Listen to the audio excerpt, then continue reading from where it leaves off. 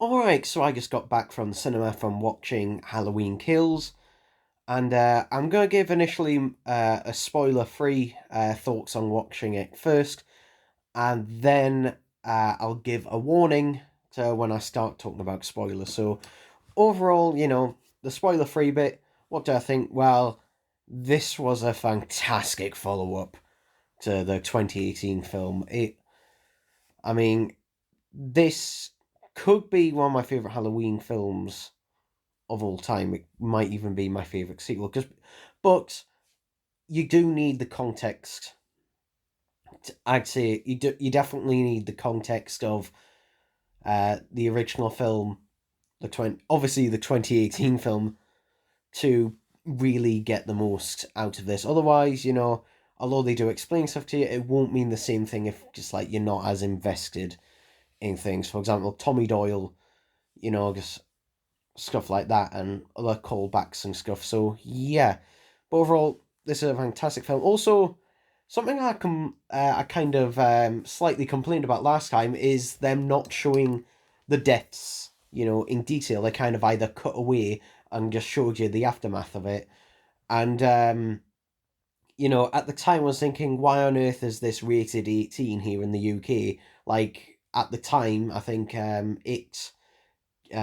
chapter 1 and 2 were more gory and violent than that, and they only got 15s. Well, this Halloween Kills, it earns its 18 rating. Yeah, the kills in this one, this is the most brutal Michael Myers has ever been. Like, he gives Jason a run for his money in terms of brutality. In fact, he's more brutal than Jason in certain bits in this film. He is, like, you know, before this film, I would have said, the Michael you'd least want to run into is the one from the Rob Zombie films. However, this one, James Hugh Courtney takes the cake now of just like, yeah, this Michael you do not want to run into at all in this film. No. So yeah, and also I do like this one the way it's shot. It's a lot more, I guess, taking elements like from Halloween 4 of just like the town revolting, but in this one it turns into obviously the extreme. It turns into the absolute, extreme, and a slight not really spoilery thing because it's in the trailer, but how come these teenage? Well, I say kids, they're older kids. They look either like 12 or possibly early teens. How come they don't know about Michael Myers? Like they have no idea. Like surely, if you lived in this town, you would know because everyone else knows. But yeah, there's still at times, even though there's massive rights going on, it takes a while for certain characters to catch on that Michael Myers is out and everything. So yeah, but overall, just like if you enjoyed the 2018 film, you'll definitely enjoy this one. But I am going to start having to talk about spoilers, so spoiler alert in three, two, one. So let's obviously dive into spoilers. So Michael's brutality in this, it was a bit interesting the way he took out all of the firefighters at the beginning because they just go at him one by one. Like surely, if so, and this happens a lot in the film. Like surely if there's a group of you, surely you should all just attack him at once rather than going one at a time. Just rush him. Like at the end of the film, in the final, battle at the end, where you see a group of townspeople led by Tommy Doyle, who, temporarily take down Michael. They all go at him one at a time, and also they're in cars. They get out of their cars. Why don't they stay in their cars, knock Michael down in their car first, and then shoot him in the head, or as my brother said, decapitate him like in Halloween H2O. Why, did they do it like that? I mean, obviously, it's because, it's making it more feasible for Michael to survive. Michael, he gets shot another few times in this film. He gets stabbed quite a few times in this film, but like in this one, like he is beaten to a pulp and stabbed, shot, and he still gets up like it was absolutely nothing. So yeah, just like the realism is just like going down, just like they're kind of leaning on to. I think they're probably leaning on to the more just like Michael is just like a pure evil essence kind of thing rather than that. I mean, for now it's fine. Just like do I think Michael should still remain, mortal. Like that's the thing that separates Michael, from Jason or Freddy or anyone else. Is that he is human. He is human. He's not a zombie. He's not a dream demon or anything like that. He is human. So I'm hoping they still obviously keep that angle in there. James Courtney is fantastic as Michael. Jamie Lee Curtis. Now, Jamie Lee Curtis, despite getting top billing, she's barely in this film. It's kind of like a repeat of Halloween 2, because Jamie Lee Curtis spends the entire film, bar the opening bit where she's brought in, she spends the entire film in the hospital. Which is why there's no footage of, because people theorized that she was going to die in this one, but no, she doesn't, because she spends the entire time in hospital throughout the entire film. And she does try to go out, but yeah, no.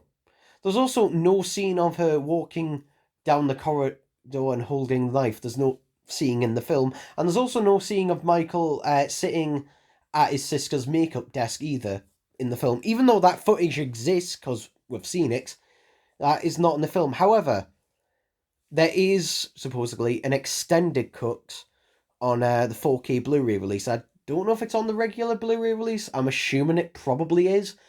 But there is an extended cut of this film. So I imagine it'll probably add those scenes back into it. But yeah, I was worried about the pacing of this one, but it is paced really well.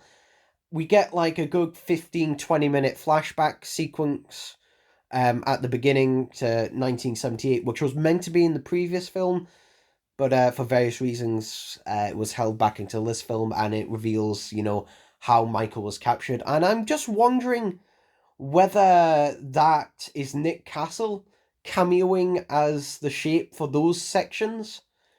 Just because he does look built slightly different, because obviously Junior Courtney is a bit bulkier than Nick Castle is, so maybe that is where his cameo. It would be fitting if he is cameoing in any of those bits. And the mask they've got is pretty dead on to the original. Obviously, it's just a clean version of the 2018 and now 2021 mask. But yeah, we also get to see, I think it's Sheriff Brosnan. I'm probably getting his name wrong, but yeah, he has a chance to actually shoot Michael, and unfortunately he misses and kills his fellow officer. And he also stops Loomis from killing Michael as well. The Loomis cameo thing was pretty good. Obviously, we've got the same guy who did the impression last time come back here to do the impression, and the CGI on Loomis's face, it looks pretty good. Like, I think the fact that we only get like a couple of glimpses of it helps it. I think if you saw it for more than a few seconds, you'd probably see the flaws, and no doubt, if when I get the 4K Blu-ray of this, I'll probably pause it on that just to see how it looks. But it works in just seeing it in a few short sort of glimpses of it, and the fact that they don't draw on it too much, because it was something I was worried about. But yeah, they don't shit on Donald Pleasant's memory. Thankfully, they do honor him and that really well. And that the opening titles with the obviously new version of the Halloween theme again. This time, it's various pumpkins, not just one. It's various pumpkins, being lit on fire, which suits this film actually pretty nicely and is pretty satisfying with that. Now, in terms of the kills, as I said, they are really up there in terms of this kills, and this film does have the highest body count of any Halloween film thus far. Obviously, we don't know how many Ends has, but yeah. Now, let's go into spoiler territory. So at the at the end of the film, Tommy Doyle dies, and I wish his death would have been a bit better because it just feels like any other death in the film. Kind of, I wish his death would have been a little bit more, special because it just kind of just happens at the end. It feels like they're kind of rushing the deaths that need to happen at the very end. And also,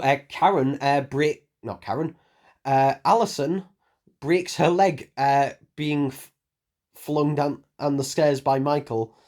She breaks her leg just like Laurie did in the first film. So, yeah, a lot of symmetry there. And Karen's boyfriend also dies, and his death goes on and on. It is just, you can tell, it is fucking painful.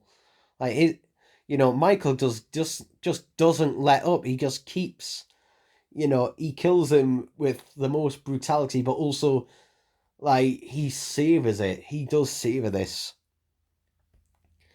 And Karen out manages, to stab Michael with a pitchfork and pulls his mask off in order for Michael to just follow her. And yeah, in the final, bit of the film, Karen and Allison think Michael, is being killed by Tommy Doyle and the townspeople. But obviously, at the end, somehow, despite a police presence, Michael snuck back into his house. Somehow, okay. And he stabs and kills Karen right at the very end. He stabs and kills Karen right at that very end. And you can see it coming. You can see it coming. Like, even though I didn't know that was going to happen, the moment she, excuse me, the moment Karen went upstairs and went to the window, Michael is going to appear and stab her. You know that. Now, she could still be alive. And the only reason I'm saying this is because Sheriff Brosnan, I'm probably getting his name wrong, he is alive. I was surprised the fact that he is alive in this film, and my brother said, oh, it's because Michael didn't kill him, which could be the case. He unfortunately doesn't really get much to do other than sit in the hospital in this one as well. But yeah. Also, I did quite like the cameo from the kid from the previous film, who just ran out as soon as he saw Michael killing his baby. So that it was nice to see him back because I named the smartest kid in any horror film last time. But yeah, I mean, could Karen be alive? Maybe. Probably not, but yeah, in terms of the Strokes, we've got Laurie and Allison. And that's it. And, will Laurie die in the next film? Probably, maybe. It'll probably be left to more ambiguous, like she sacrifices herself or whatever and kills her and Michael at the same time. But where the series is going to go is going to be interesting because obviously I think the next sequel is probably going to take, because they kind of tease that in the end. It's like probably the next sequel is probably going to take place a year on from this, so probably in 2019. Possibly it could be, it could take place the same night, but I doubt it.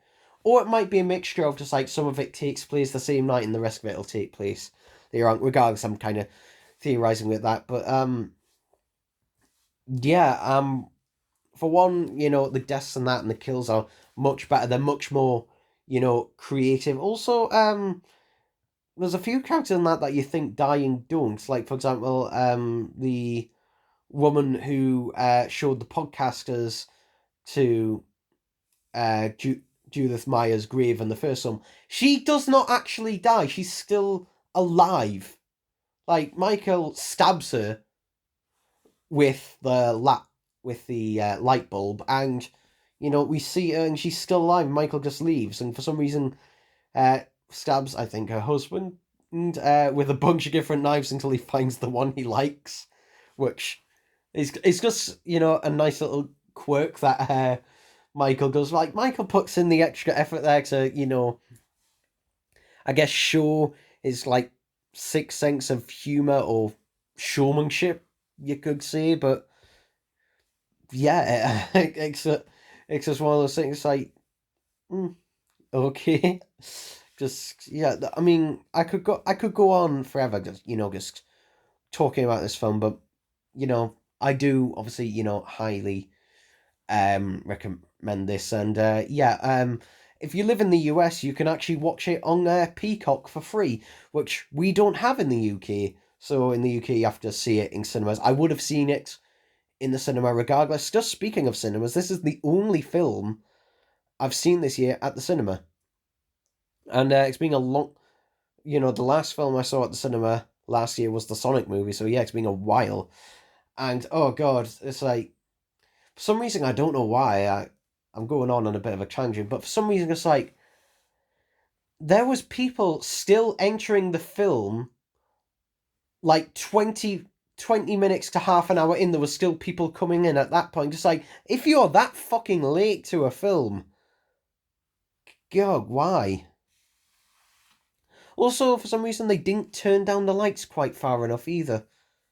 It wasn't, they didn't have them full bright, but they didn't go as dark as they usually go. But yeah, overall, this is really, really well shot, really well directed. The music by John Carpenter is fantastic. I already listened to some of the soundtrack because obviously, if you watched my previous video, I did unbox one of the versions of the vinyl record, which comes with a digital download of the WAVs. Actually, they're actually WAV files, not MP3s, which was quite nice. When I do get the other one, I will be showing the download code because obviously I only need one copy of it.